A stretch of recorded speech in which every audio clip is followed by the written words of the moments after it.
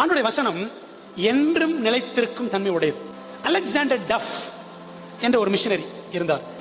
இந்தியாவுக்கு வந்த ஸ்காட்லாந்தின் மிஷனரி 1829 வருஷம் அவர் இந்தியாவுக்கு கப்பல் பயணம் செய்து வந்து கொண்டிருந்த பொழுது அவர் வந்த கப்பல் ஒரு பயங்கர பலத்த சேதத்துக்குள்ளானது. அவருக்கு ஒரு 22-23 வயசுல இந்தியாவுக்கு வந்திருக்கார். அப்படி வரும்பொழுது அவர் தன்னோடு 800 மிகச்சிறந்த புஸ்தகங்களை கொண்டு வந்திருந்தார். ஏறக்குறைய எல்லாமே புக்ஸ் எல்லாம் பார்த்தீங்கன்னா சிதறுண்டு கடல் அப்படியே போயிடுச்சு. எவ்வளவு வேதனை இருக்கு தெரியுமா? அந்த சமயத்துல இந்த சேதமான கப்பலை யாராவது மீட்க மாட்டார்களா என்ற வேதனையோடு எல்லாரும் கடலை நோக்கி பார்த்து கொண்டிருந்த சமயத்துல ஒரு சின்ன பொருள் அந்த கடல்ல இருந்து அந்த கரையை நோக்கி அப்படி மிதந்து வந்துச்சான். அது என்ன தெரியுமா?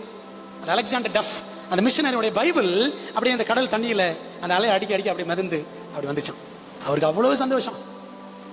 I got my Bible. அந்த பைபிள் அழிஞ்சிச்சா? அழியல.